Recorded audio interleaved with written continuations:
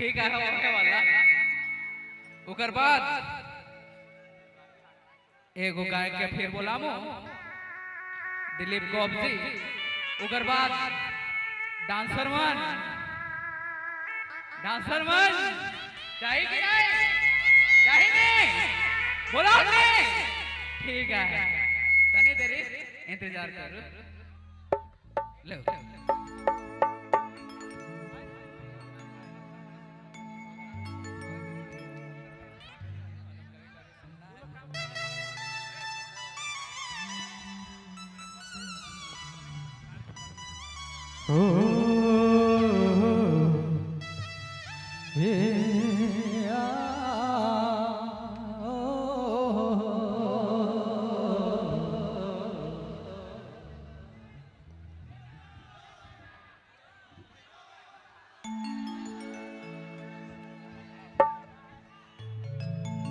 किसी का आवाज नहीं आ रहा है, क्या फरमाइश कर रहे हैं?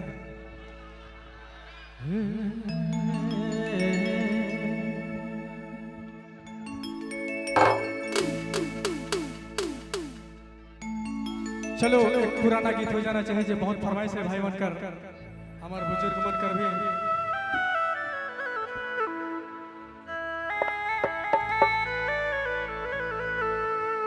हो तोर तोर करिया बिंदिया